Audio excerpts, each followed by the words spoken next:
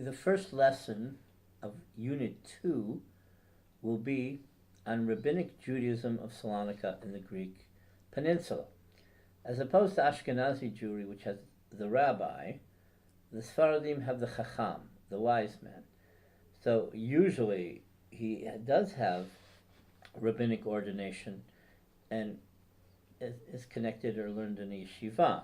Sometimes he's just someone who knows prayer well, but for the most part, when we're talking about Chachamim, we're talking about the religious decisors. Now, the community, there's the lay leaders, and then there are the religious leaders. So the religious leaders are headed by the chief rabbi, but the average rabbi is called a chacham. So there isn't one chief rabbi, there's a committee of three, okay, the triumvirate. And basically, the one who has the most seniority, it becomes the chief rabbi. When someone dies, they add someone, and the number two person becomes the chief rabbi. Obviously, these people are erudite people. They've published halachic works in Jewish law. Why do you have three and not two? Because you have three so that if there's a vote, there's an odd number of people, and there can be a majority decision, which is very significant.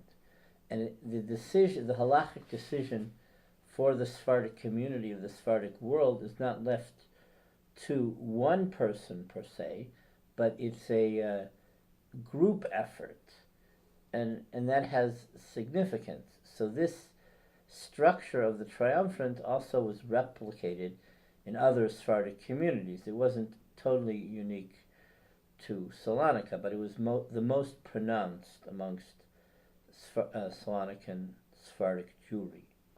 In Israel, people know about this, but you don't see it so much in the diaspora, because you have regular secular courts in the diaspora. But in Israel, you have a religious court for Jewish life cycle affairs. So primarily marriage and divorce. In other words, the big issue is determining if the person is a bachelor or bachelorette, or if they've been divorced, can they get married? So if are they officially divorced by secular law, by Jewish law? Do they get a get? Do they get they actually have the divorce certificate from a divorce, let's say, court proceeding? So the Beit Din is also three religious dayanim, three religious judges, and they decide all sorts of issues. In Israel, in the modern period, it's limited to divorce and marriage. Again, in marriage, you have to prove that you're a bachelor or bachelorette, and in divorce, it's everything, division of property, who gets custody of the children, etc., etc. So you had all that in Salonika, or in various other Jewish and Sephardic communities in Greece, in the Ottoman Empire, and the Greek Peninsula. But you also had other issues which we don't know about today, aren't aware of, or don't work that way. For example, when people made a business transaction, the actual contract would be a religious contract. Now, the yeshiva system was the Kamponton Iyun system, based on not necessarily Ashkenazi yeshiva type pilpul, debate on everything, but a study of the actual etymology, the root of each word and each concept. And that's how the Bible is interpreted, and that's how Jewish law was interpreted since Spain, since the last century of the of Jewish life in Spain in the late 15th century, and that carried over into Salonika in the 16th, 17th centuries. Eventually that system wore out. The only place today where we have that system was on the island of Jerba, and in the Rabbi Meir Mazuz Yeshiva in Bnei Brak Kisei Rachamim.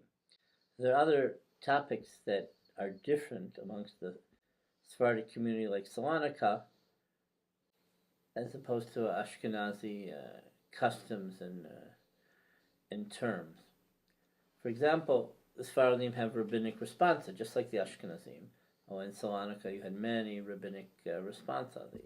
The authoritative 16th century expert was the Rashdam de Medina, Shmuel de Medina, and the Darby, and then in the 19th century had like Chaimucho Cohen and Kovo, excuse me, and other religious decisors.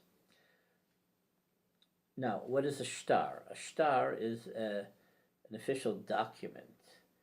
Okay, so like when a emissary would go traveling, be sent, let's say, from Salonika because there was a fire or because there was an earthquake, and money had to be raised, he went with the shtar, let's say, to London or to Paris, and the shtar was signed by communal lay and religious leaders. It was like an official document. You also had a shtar that was a contract for business that was considered also a rabbinical document, and it was signed by a rabbinical authority. You had so the people on the Beit Din, they also would deal with shtarot, and whereas a responsa is it's a question of a religious issue, and so the answer is considered also part of Jewish law, but it's not from the Beit Din. It's one rabbinical authority being asked a question, making a ruling. So you had Sephardic rabbis in Salonika or other communities. They wrote religious essays. They wrote commentary on the Torah and on the Bible and on prophets, etc., etc.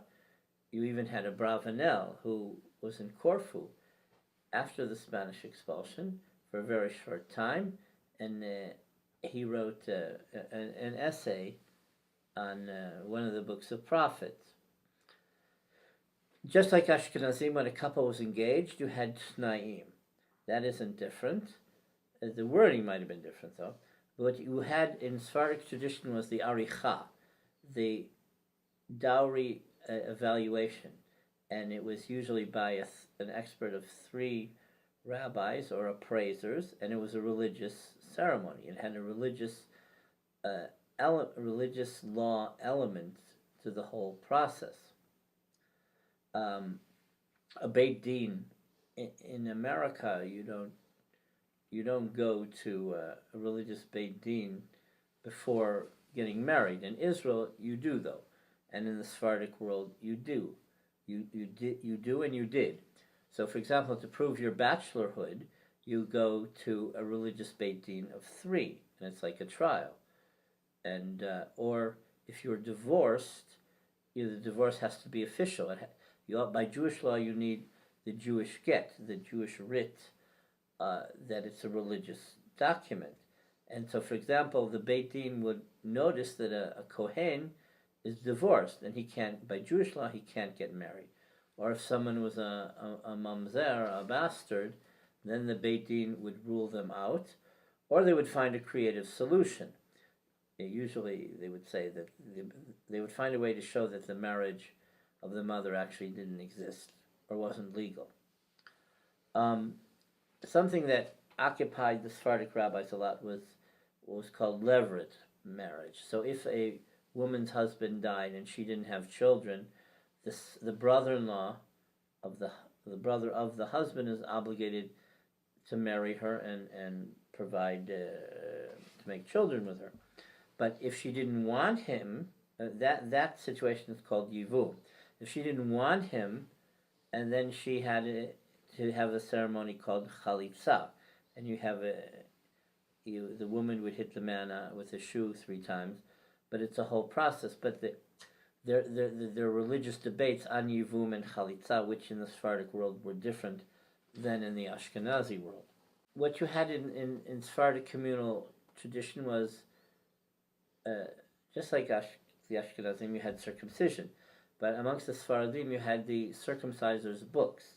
It's not an official communal document. It belonged to the circumciser, to the mohel. But the mohel's family would keep these books, these registers of all of all the births and the circumcisions, and it's a historical document and part of tradition. So, for example, there's a family in Great Neck called Matzel, which has the registers of circumcision for many generations from Yanina. In the early 20th century, they migrated to America, and so they have these circumcision registers. Greek Jewry had, of course, like any chazanut, the cantorialship.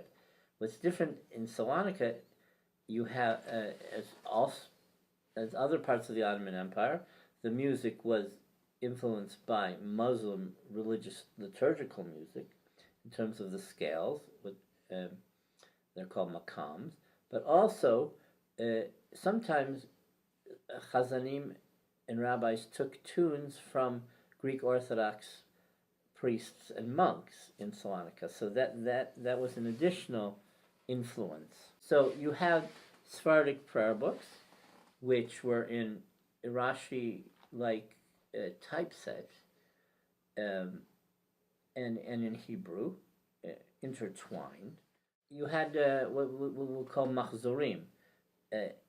Amongst Ashkenazi Jewry, the machzor is the holiday festival prayer book. Amongst the Sfaradim, the machzor was the specific Iberian religious tradition. So, for example, and we have a specimen of the 1808 Catalan machzor, which was the whole yearly cycle of Sephardic prayer from Catalan, which continued in Salonika in specific congregations. The Ashkenazim only have a week of slichot, of prayers for forgiveness before Rosh Hashanah and Yom Kippur, but the Sfaradim have a whole month of slichot, and in Salonika and Greece you had special slichot, which were different even from Moroccan Jewry, Iraqi Jewry, Persian Jewry, etc., etc. So the Sephardic slichot are different, and they're different than the Romaniot slichot from Western Greece. And then during the year, the Sephardim would get up early on Shabbat morning or in the wee hours of Friday night and say bakashot. These are prayers for forgiveness, and they take on their own liturgical nature, but various parts of Sephardic Jewry in the Greek Peninsula, in Turkey, and of course Aleppo and Jewry and Morocco, they have these bakashot. So this is all part of the religious cycle. This is all part of rabbinic Judaism and religious Sephardic Judaism.